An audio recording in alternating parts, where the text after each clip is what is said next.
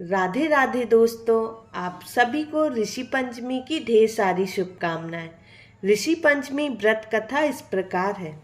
सतयुग में विदर्भ नगरी में सेनजीत नामक राजा राज्य करते थे। वह ऋषियों की समान थे। उनके राज्य में एक कृषक सुमित्र था। उसकी पत्नी जयश्री अत्यंत पतिव्रता थी।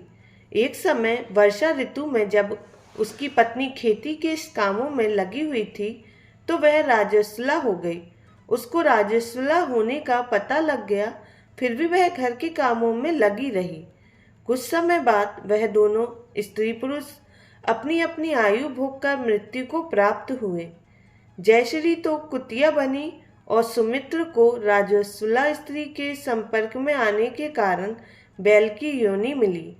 क्योंकि ऋतु दोष के अतिरिक्त इन दोनों का कोई अपराध नहीं था, इसी कारण इन दोनों को अपने पूर्व जन्म का समस्त विवरण याद रहा। वे दोनों कुतिया और बैल के रूप में उसी नगर में अपने बेटे सुचित्र के यहाँ रहने लगे। धर्मात्मा सुचित्र अपने अतिथियों का पूर्ण सत्कार करता था। अपने पिता के श्राद्ध के दिन उसने अपने घर ब्राह्मणों को भोजन के लिए नाना प्रकार के भोजन बनवाए। जब उसकी स्त्री किसी काम के लिए रसोई से बाहर गई हुई थी तो एक सर्प ने रसोई की खीर के बर्तन में विष बामन कर दिया। कुतिया के रूप में सुचित्र की मां कुछ दूर से सब देख रही थी। पुत्र की बहू के आने पर उसने पुत्र को ब्रह्म हत्या के पाप से बचाने के लिए उस बर्तन में मुंह डाल दिया। सुचित्र की पत्नी चंद्रवती से कुतिया का यह कृत्य देखा न गया और उसने चूल्हे में से जलती लकड़ी निकालकर कुतिया को मारी। बेचारी कुतिया मार खाकर इधर उधर भागने लगी। चौके में जो झूठन आदि बची रहती थी वह सब सुचित्र की बहू उस कुतिया को डाल देती थी, लेकिन क्रोध के कारण उसने वह भी बाहर फेंकवा दी।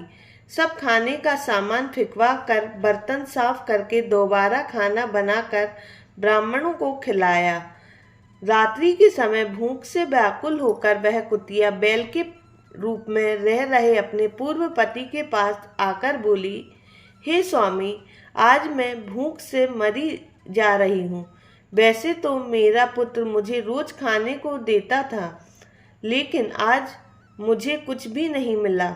सांप के विष वाले खीर के बर्तन को अनेक ब्राह्मण हत्या के भय से छूकर उनके न खाएं योग्य कर दिया था। इसी कारण उसकी बहू ने मुझे मारा और खाने को कुछ भी नहीं दिया।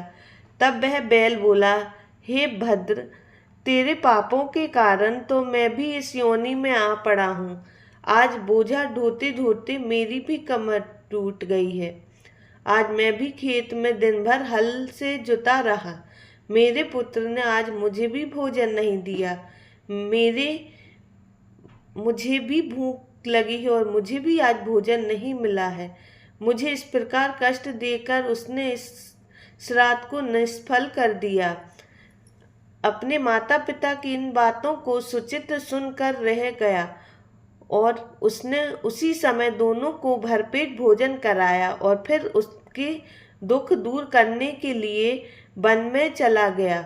वन में जाकर ऋषियों से पूछा कि मेरे माता पिता किन कर्मों के कारण इन नीची योनियों को प्राप्त हुए हैं और अब किस प्रकार से इनको छुटकारा मिल सकता है। तब सर्वात्मा ऋषि बोले, तुम इनकी मुक्ति के लिए पत्नी सहित ऋषि पंचमी का व्रत धारण करो, तब उसका फल अपने माता पिता को दो।